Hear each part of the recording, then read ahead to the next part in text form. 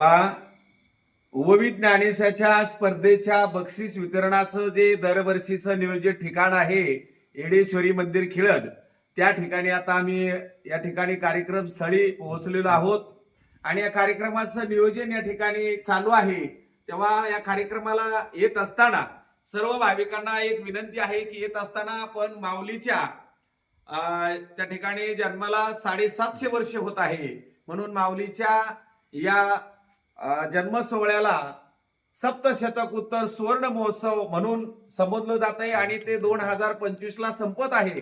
म्हणून 2025 सप्तशतक उत्तर सुवर्ण महोत्सव 16 वर्ष संपायच्या अगोदर आपण या बक्षीस वितरणाच्या कार्यक्रमामध्ये एक विशेष त्या ठिकाणी आवर्जून नियोजन करत आहोत की या कार्यक्रमाला येणाऱ्या प्रत्येक भाविकांनी, स्पर्धकांनीच तर आहेत परंतु इतरांनी सुद्धा आल्याच्या नंतर किमान एक ओवी त्या ठिकाणी म्हणून दाखवणं, तिचा अर्थ सांगणं, 2-3 काय असेल ती दाखायची त्या ठिकाणी म्हणून, का तर किमान 50 ओव्या तरी 750 वर्षे झाल्यामुळे आपल्या मुखामधून या ठिकाणी उच्चारल्या जावात, हा एक या ठिकाणी उपविद ज्ञानेशाच्या मंडळाचा उद्देश आहे। तेव्हा कार्यक्रम स्थळावरून आपल्याशी संवाद साधत असताना आवर्जून सर्वांना निमंत्रण देत असताना की उद्या दरवर्षी सारखंच बहुसंख्येने उपस्थित राहा, कारण आपले सर्वांचे गुरुवर्य आदरणीय परम श्रद्धेय पूजनीय वंदनीय श्री संत सुदर्शन बाबा हे ठिकाणी उपस्थित आहेत।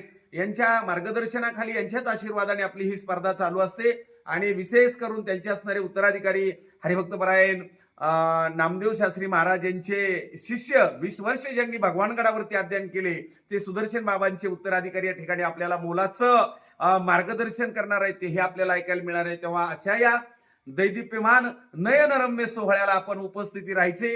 कार्यक्रम ठीक त्या ठिकाणी 1 वाजता सुरू होईल, परंतु तत्पूर्वी त्याच्या अगोदर 11 ते 1 या वेळेमध्ये या ठिकाणी भक्तिनाद महिला भजनी मंडळ खिळद यांचं सुश्राव्य असं भजन होणार आहे। तेव्हा त्याचाही पर्वणी सर्व महिला मंडळीला ऐकायला मिळणार आहे आणि त्याच्या अगोदर आई जगदंबेचा महाअभिषेक, महापूजा त्या ठिकाणी होणार आहे, त्याचाही त्या ठिकाणी सर्वांना लाभ मिळणार आहे। तेव्हा असं या कार्यक्रमाचं उद्याचं स्वरूप आहे।